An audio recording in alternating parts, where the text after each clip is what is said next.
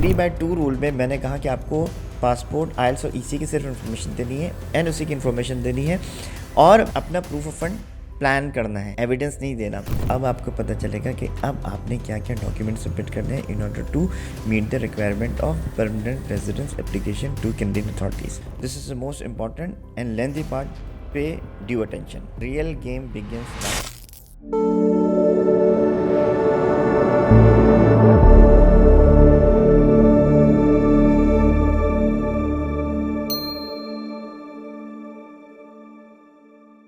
Next step, the most important step is to get invited and file your application. Except यहीं से सारा game सही start होता है। When you're issued an invitation, अगर आपको याद हो तो मैंने बात की कि 3/2 रूल में मैंने कहा कि आपको पासपोर्ट, आइल्स और ईसी की सिर्फ इन्फॉर्मेशन देनी है, एनओसी की इन्फॉर्मेशन देनी है और अपना प्रूफ ऑफ फंड प्लान करना है, एविडेंस नहीं देना। Real game begins now. अब आपको पता चलेगा कि अब आपने क्या क्या डॉक्यूमेंट सबमिट करने हैं in order to meet the requirement of permanent residence application to Canadian authorities. तो आइए इसमें देखते हैं बहुत डिटेल में कि क्या क्या डॉक्यूमेंट किस किस तरह हमें सबमिट करने पड़ते हैं। This is the most important and lengthy part, pay due attention. Passport, ID document, travel document जो भी चाहिए। इंटरेस्टिंगली अगर आप पाकिस्तान से हैं तो आप CNIC की बेसिस पे भी अपना एक्सप्रेस एंट्री प्रोफाइल बना सकते हैं, लेकिन इस स्टेज पे you will have to provide a travel document which should be valid, which should have enough validity, ताकि जब तक एप्लीकेशन आपकी प्रोसेस होती है उस वक्त तक आपको पासपोर्ट एटलीस्ट वैलिड होना चाहिए। और जब आपको COPR यानी कन्फर्मेशन ऑफ PR अगर आपको इशू की जाती है तो उसमें 6 मंथ की वैलिडिटी होना चाहिए, जो कि बहुत एडवांस लेवल की चीज़ है। यही मौका है जहाँ पे आपको और सारे डॉक्यूमेंट अपलोड करने के लिए कहा जाएगा। जब इन्विटेशन आपको आ जाता है और आप कंटिन्यू एप्लीकेशन में करते हैं तो आपको 2-3 सवाल करता है सिस्टम। सबसे पहले ये पूछते हैं आपके बच्चों की इन्फॉर्मेशन, आपकी स्पाउस की इन्फॉर्मेशन, अकम्पनीड और नॉट अकम्पनीड, और ये सारी इन्फॉर्मेशन फिल करते हुए जब आप आगे जाते हैं तो आपसे एक जगह पे वही भी पूछता है कि क्या RPRF यानी राइट फॉर परमानेंट रेजिडेंट फ़ी आप अपफ्रंट पे करेंगे या सिर्फ प्रोसेसिंग फ़ी देंगे। याद रखें देयर आर 2 टाइप ऑफ फ़ी। बुनियादी तौर पे 2 अहम फ़ी हैं जो आपको देनी पड़ती है। एक PR एप्लीकेशन की प्रोसेसिंग फ़ी होती है जो आप और आपके स्पाउस को देनी होती है, और इसके अलावा आपकी एक राइट फॉर परमानेंट रेजिडेंट फ़ी भी जिसे RPRF कहते हैं, which is refundable. Processing fee non refundable होती है, यानी अगर आपने अपना केस फाइल किया और आपके किसी वजह से खुदा न खास्ता रिजेक्शन हो जाती है तो ये फ़ी आपको वापस नहीं मिलती। लेकिन याद रखें RPRF रिफंडेबल है। अगर आपका डिसीजन फेवरेबल नहीं है तो ये फ़ी आपको मिल जाएगी। इसके अलावा डिपेंडेंट की भी आपको फ़ी देनी पड़ती है, साथ में आपको बायोमेट्रिक की फ़ी देनी पड़ती है, क्योंकि लेटर ऑन जब अपनी एप्लीकेशन फाइल कर देते हैं Canadian authority will invite you to walk to your nearest VFS centre and have your biometric done. Biometric का मतलब है फ़ोटो और योर फिंगरप्रिंट्स, ये आपको देने होते हैं। तो इस मौके पर मैं ये सजेस्ट करूँगा कि आप RPRF फ़ी इंक्लूड करें, यानी बोथ फीस एक साथ पे करें। उसकी वजह क्या है, अगर आप किसी ऐसे कंट्री में जहाँ पे कंटिन्यूसली आपकी local currency against Canadian dollar depreciate हो रही है तो you would be able to use current exchange rate rather. अगर आप 6 महीने बाद देंगे, फॉर एग्जांपल टुडे ये Canadian dollar in term of PKR is 190, लेकिन अगर आप 6 महीने बाद आपको ये कहा जाता है कि RPRF जमा करवाते तो हो सकता है उस वक्त 210 हो या 220 हो। That means you would be losing money because of the exchange rate. I always advice कि एक्सचेंज रेट की वजह से भी और in order to save processing time, because अगर आप RPRF अभी नहीं देंगे तो authorities will stop and ask you to pay RPRF and then they will proceed further at a certain stage. यानी कैसी स्टेज आती है जब वो RPRF आपसे डिमांड करते हैं। तो इंतज़ार हम उस फीस का क्यों करें जो हमें आज नहीं तो कल देनी है। यहीं पे डॉक्यूमेंट की मैं बात कर रहा था। यहाँ पे आपको ID डॉक्यूमेंट यानी पासपोर्ट देना होगा, IELTS, ECA, डिग्री, ट्रांसक्रिप्ट, इसके अलावा police certificate, medical test for all family member accompanying और not accompanying, work experience letters और वर्क एक्सपीरियंस लेटर से मुतालिक तमाम डॉक्यूमेंट, प्रूफ ऑफ फंड से मुतालिक तमाम डॉक्यूमेंट। तो ये बहुत अहम सा डॉक्यूमेंट है जो आपको देने पड़ते हैं, और हर डॉक्यूमेंट के लिए मैंने वर्क एक्सपीरियंस पे अगर आप स्क्रीन देख रहे हो तो आपको एक बहुत डिटेल वीडियो नजर आएगी कि इसमें हम कौन से डॉक्यूमेंट हमें जमा करवाने चाहिए। एजुकेशन सेक्शन में आप एक ही आपको टैब दिया जाएगा।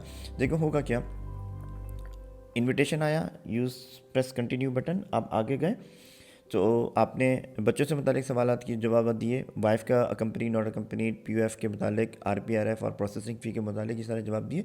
तो system will open a new window और एक नया आपको लगेगा जैसे हम नई जगह आ गए। यही वो जगह है जहाँ पे आपसे पहली दफ़ा पूछा जाएगा आपकी एड्रेस हिस्ट्री का, पर्सनल हिस्ट्री का।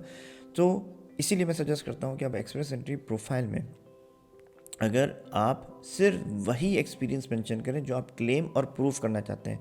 देयर आर पॉसिबिलिटीज़ कि आप फ्रीलांसिंग कर रहे हैं, आप उसको प्रूफ करना मुश्किल है और आप उसके पॉइंट भी क्लेम नहीं कर रहे हैं। तो एक्सप्रेस एंट्री प्रोफाइल क्रिएट करते वक्त वर्क हिस्ट्री में ऐसा कोई एक्सपीरियंस नहीं लिखें जिसको आप क्लेम नहीं कर रहे या जिसको प्रूफ करना मुश्किल है। फॉर एग्जांपल, अगर आपने 3 साल का एक्सपीरियंस क्लेम किया है, इसके अलावा भी आपकी 2 जॉब्स ऐसी हैं, तो वो एक्सप्रेस एंट्री प्रोफाइल में मेंशन नहीं करें, otherwise system will ask the document on IRCC format.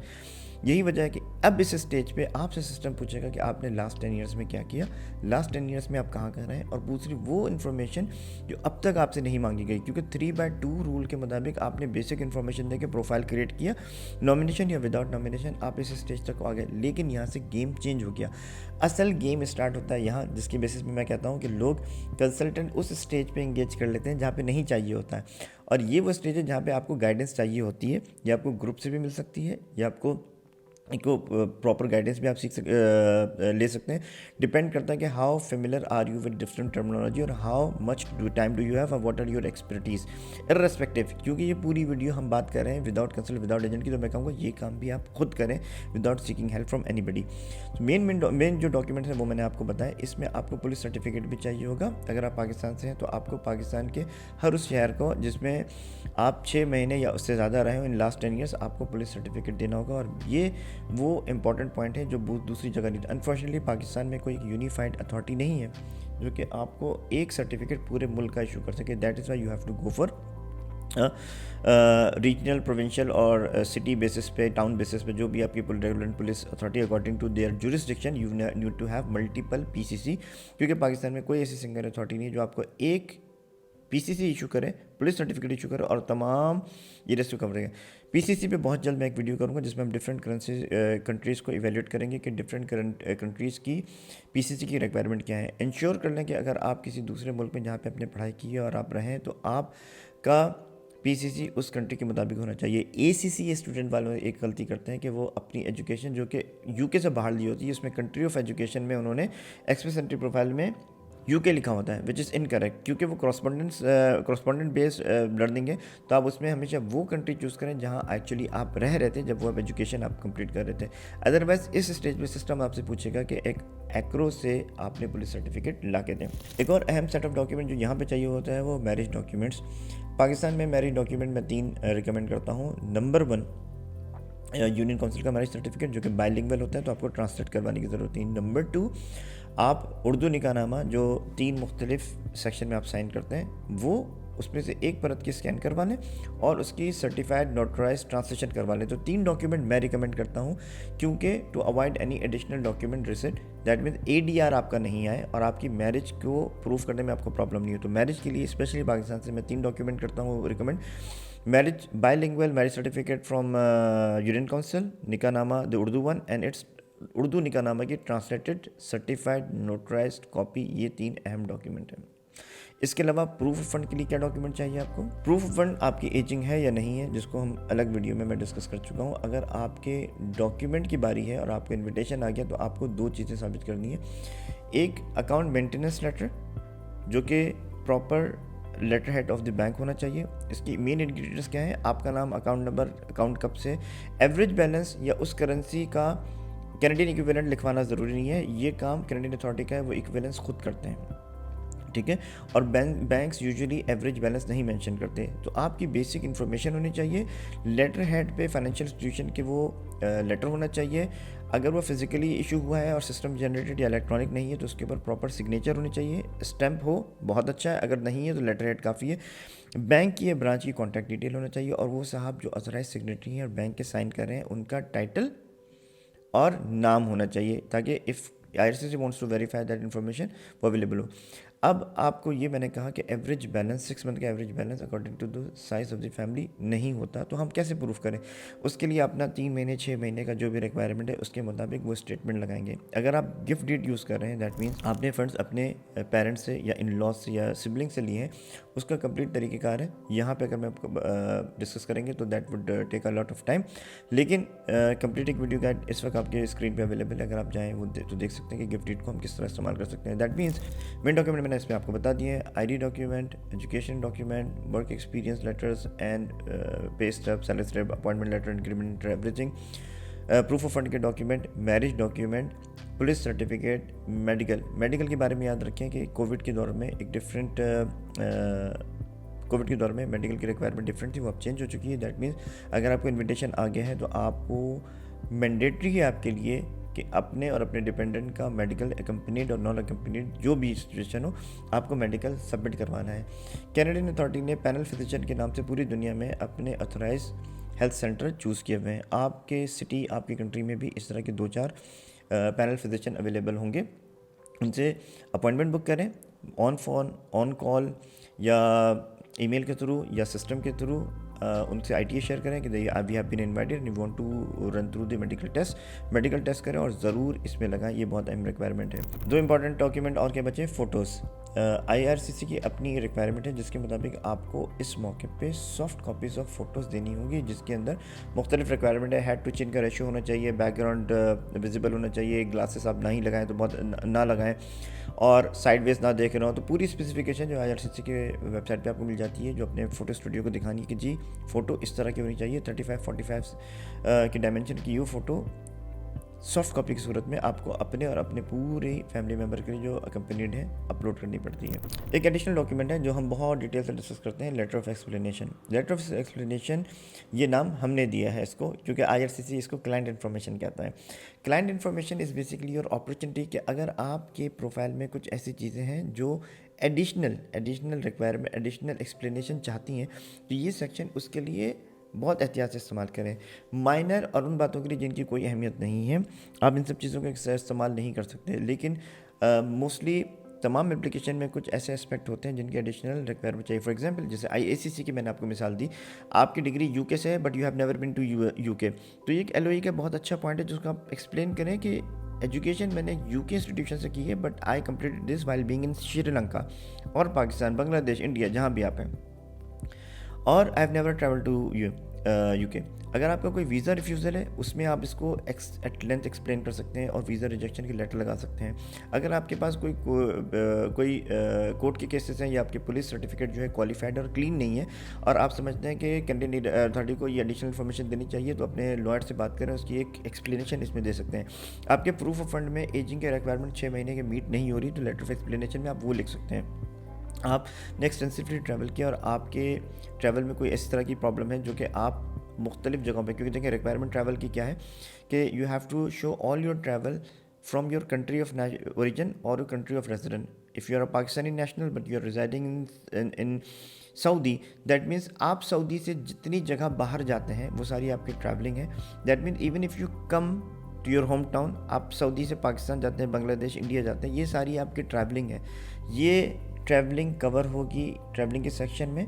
और अगर इसमें आपको लगता है कि मल्टीपल टाइम्स आपकी कंट्री ऑफ रेजिडेंस चेंज हुई है, for example originally you are from one country but you resided in Saudi Arabia, then you move to Portugal, that means for a certain period आपकी travelling Saudi से outside count होगी और फिर आपने Portugal से जो आपने ट्रैवलिंग आउटसाइड ऑफ पोर्चुगल की वो काउंट होगी। दैट मीन्स आपका कंट्री ऑफ रेजिडेंस 2 दफ़ा चेंज हुआ, it would become very complex to explain. तो ट्रैवल हिस्ट्री में आप ये सब चीज़ें नहीं लिख सकते, वहाँ पे आपको सिर्फ अपनी डेट्स, ड्यूरेशन वगैरह और पर्पस लिखना पड़ता है। लेटर ऑफ एक्सप्लेनेशन आपकी अपॉर्चुनिटी, आप इसमें बहुत सारी चीज़ें एक्सप्लेन कर सकते हैं। एक और कॉमन चीज़, फॉर एग्जांपल मैं कहूँगा कि आप स्पाउस का non Canadian work experience claim नहीं कर सकते और स्पाउस का कि पर्सनल हिस्ट्री में आप उसकी कुछ वर्क एक्सपीरियंस दिखाते हैं। तो एक बहुत इंपॉर्टेंट पॉइंट है कि आप इसको एक्सप्लेन करें कि मैंने वर्क हिस्ट्री में अपने स्पाउस के दिखाया है कि नो वर्क हिस्ट्री, लेकिन पर्सनल हिस्ट्री में मैं दिखा रहा हूँ कि शी इज़ बिन वर्किंग। इसी की ये एक्सप्लेनेशन है कि आप यहाँ पे लेटर ऑफ एक्सप्लेनेशन को इसलिए यूज़ कर सकते हैं। Receiving an ITA is a major milestone. यही वजह है कि यही स्टेज है जहाँ पे आप अपनी electronic application of PR submit करते हैं।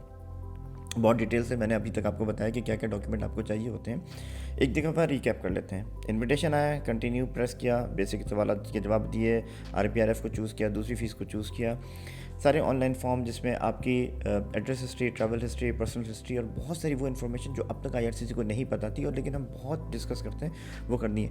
एक कोशिश आपको करनी है, कोई ऐसा काम ना करें जिससे अनइंटेंशनल मिसरिप्रेजेंटेशन ना हो। अनइंटेंशनल मिसरिप्रेजेंटेशन क्या होती है कि आप एजुकेशन सेक्शन में तो आपने अलग साल लिखे हैं, लेकिन पर्सनल हिस्ट्री में जब आपने वो एजुकेशन कॉपी की तो आपने मंथ या ईयर्स गलती से अलग दी थी है। एजुकेशन के मुताबिक आप एक शहर में थे जहाँ पे for example you were getting education in Malaysia, लेकिन पर्सनल हिस्ट्री में आए तो आपने देखा कि जी मुझे पुलिस सर्टिफिकेट तो अपने टाउन से 0 टू टुडे यानी बर्थ से लेकर आज तक का मिल रहा है, तो मैं अपनी पूरी रेजिडेंस जो है अपने शहर की दिखा देता हूँ, जबकि आपके एजुकेशन सेक्शन ये कह रहा है कि आप मलेशिया में रह चुके हैं।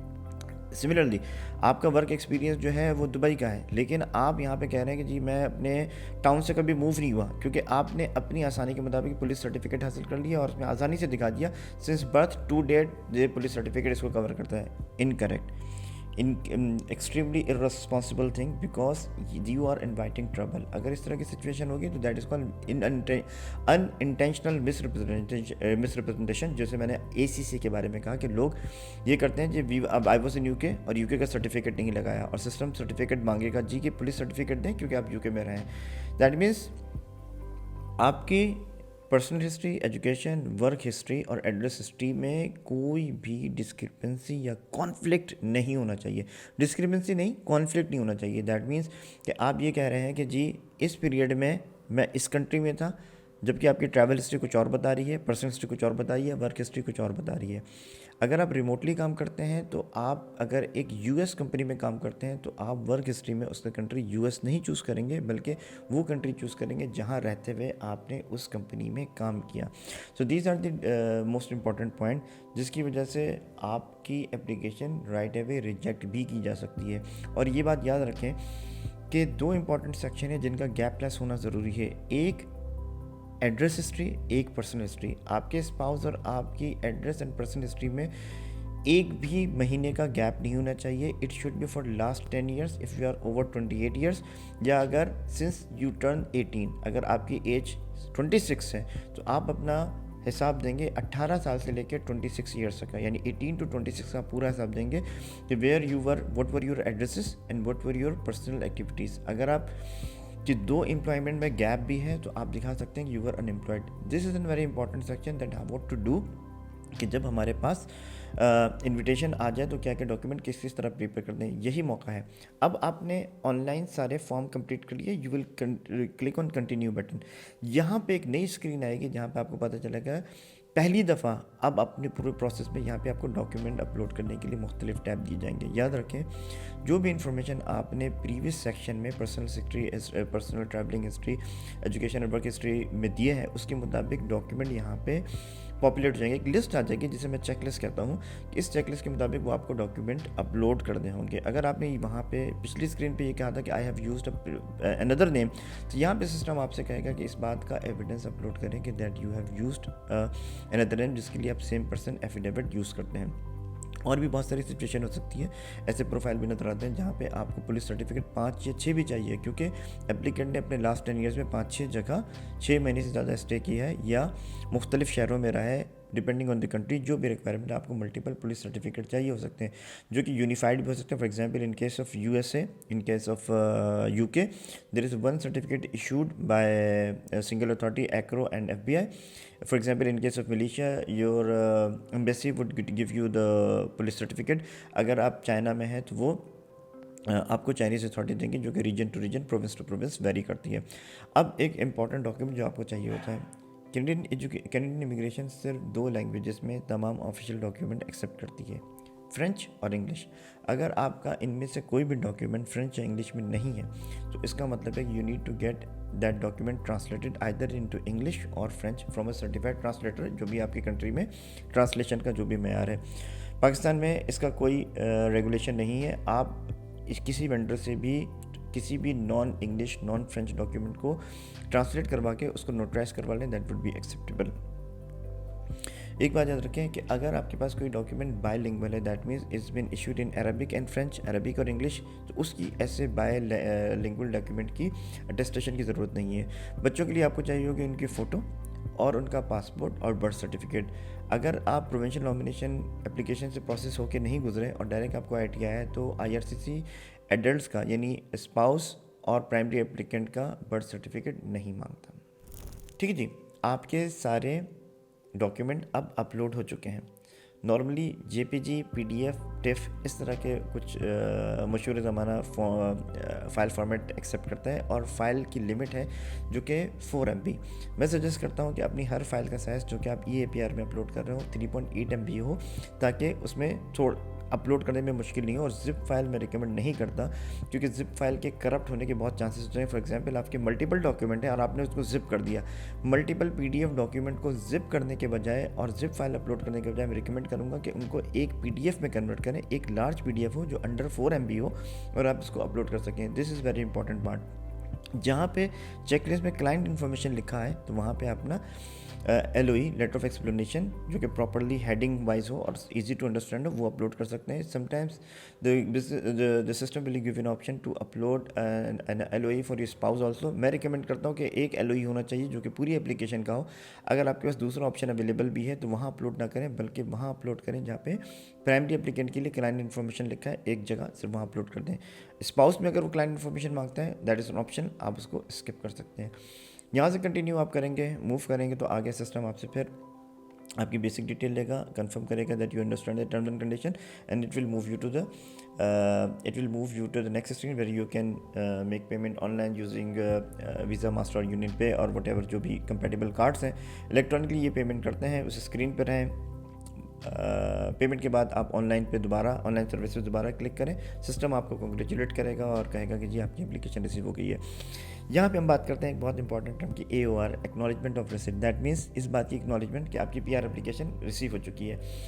बहुत आर्ग्यूमेंट होती है कि जी AOR नहीं आया। AOR बिल्कुल आता है और लेस देन 5 मिनट्स आता है इन 99% केसेस में मेरे मुताबिक। इसमें आपको 2 मैसेजेस रिसीव होंगे। थोड़ी देर तक पेमेंट करने के बाद स्क्रीन पर आएँ, ऑनलाइन सर्विस पे क्लिक करें, वापस आएँ, अपने प्रोफाइल में आप देखेंगे तो आपको 5 मिनट के अंदर 2 मैसेजेस आएंगे जिसे हम AOR कहते हैं। एक मैसेज पे क्लिक करेंगे तो आपको एक पॉपअप विंडो ओपन हो जाएगी विच विल से कि your application submitted and payment receive. ये एक पॉपअप मैसेज होता है। That mean when you click on one message एक और विंडो खुल जाएगी, you will close it. Next step ये होगा, एक और मैसेज जब आप सेकंड मैसेज पे क्लिक करेंगे तो the system will download a PDF file. उस PDF फाइल को हम कहते हैं AOR, कॉन्ग्रेचुलेशन। तो आपकी PR एप्लीकेशन महीनों की मेहनत के बाद सबमिट हो गई and that is a major milestone. See you in Canada.